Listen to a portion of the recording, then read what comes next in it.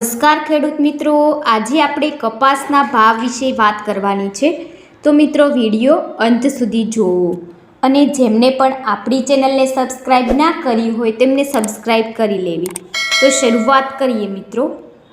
છેલ્લા એક સપ્તાહ દરમિયાન રૂ બજારમાં ઘટાડા સાથે વેપાર થઈ રહ્યો છે।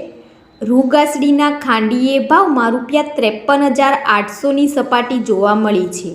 તો થોડા દિવસો પહેલાં રૂ ગાસડીના ભાવ ₹54,500ની સપાટીની આસપાસ હતા। જ્યારે મિત્રો વૈશ્વિક સ્તરે રૂ ઉત્પાદનના જાહેર થયેલા તાજા અંદાજની અસર બજાર ઉપર જોવા મળી છે। તો પાછલા અંદાજની સરખામણીએ તાજા અંદાજમાં રૂ ઉત્પાદન 15 લાખ ટન જેટલું વધશે તેવી સંભાવના રજૂ થઈ છે। અને મિત્રો હાલની સ્થિતિએ કપાસના ભાવમાં વાત કરીએ તો ₹1225થી લઈને ₹1525ની સપાટીની વચ્ચે વેપાર થઈ રહ્યો છે। અને દેશભરમાં મિત્રો કપાસની આવકોમાં હવે ઘટાડો થવાની શરૂઆત થઈ છે। જોકે મિત્રો ઘણા વિસ્તારોમાં ટેકાના ભાવની સપાટીની સરખામણીએ બજાર ભાવ થોડા નીચા છે। આથી ટેકાના ભાવે ખેડૂતોનું વેચાણ વધ્યું છે।